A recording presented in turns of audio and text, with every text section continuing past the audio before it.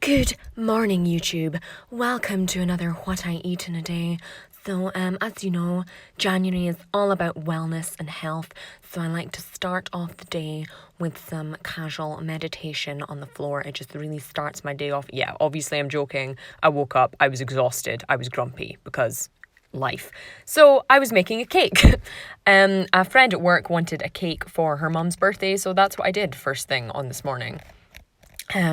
Just a huge 12-inch vanilla cake. And while I was doing it, I decided to have some Pop-Tarts because I ain't about that health and fitness thing in January. Eat what you want all year round. So this is me enjoying my favourite kind of Pop-Tart. And some of you are probably thinking, why on earth would your favourite Pop-Tart be the unfrosted blueberry kind? And you know what? Because it tastes like a pie. The frosting just gets in the way of the flavour of the filling, if you ask me, and the blueberry one just really makes it taste like I'm eating a fruit pie for breakfast, which is fab. So, while I was making the cake, I just kind of picked this apart and, ate it. It was delicious, it was super trashy, but I love it. Pop-Tarts are great. Yeah. And later on, while I was making the cake, I needed to use a little bit of chocolate orange. So I was like, hey, you know what? Let's eat some. Because I think it's probably physically impossible to have a chocolate orange open within a 2-mile radius of a human being and for them not to eat it. So with the rest of the chocolate orange, before I ate it all, I melted it down into this very sensual melted chocolate orange and added it to a whole load of whipped vanilla buttercream.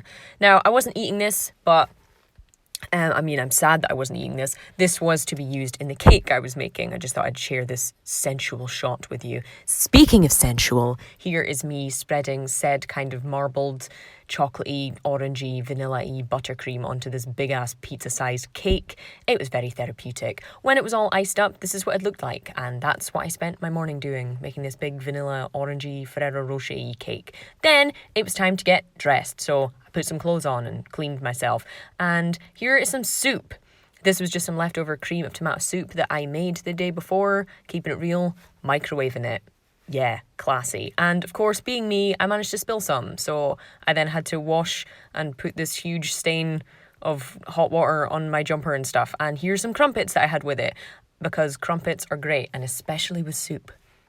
So because you can't have crumpets without butter, here is some sensual butter sliding shot. The butter was kind of straight out the fridge, so I just had to kind of slide it round instead of spreading, but it did the job. So this was my lunch, cream of tomato soup with some big old buttery crumpets, and honestly, it was banging. When you dip the crumpets in the soup and they get in all that little holes with the melted butter, just, so good. None of that low-carb, low-fat bullshit in this household in January. I also filmed a review of these weird magic sipper straw things, so if that counts as eating, I consumed those before I went to work also.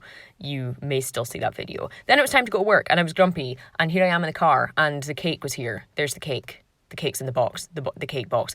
And this is when I got to work and I was like, snack time, bitch. So I had these white Reese's peanut butter cups. Honestly, I remember these being better than they are. I really think I prefer the milk and the dark ones. You don't really taste much of the chocolate because American white chocolate is trash. But you know what? These were still fine. They filled a hole, they were sweet, and anything with peanut butter in it is usually fab. Let's be honest. So later on, once I was home from work, it was like, you know what? It's time for some mac and cheese.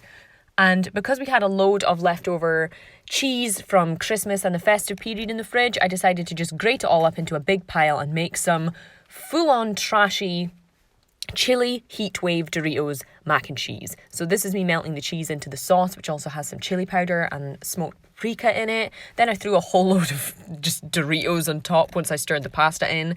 This is what it looked like. It was amazing. It was spicy, it was smoky, it was super cheesy, it was gluten-free because my boyfriend's a celiac, but let's ignore that sad fact. And the Doritos just gave it a gorgeous crunch. It was amazing. Oh, I also had some leftover carrot sticks because I had some to eat. And yeah, that's all I ate on this day because I ate so much pasta that I was kind of too full for a snack later. So this is me just chilling later on. And yeah, that's it. So I hope you enjoyed this. I hope you continue to eat whatever you want. And yeah, love life because January. Buh.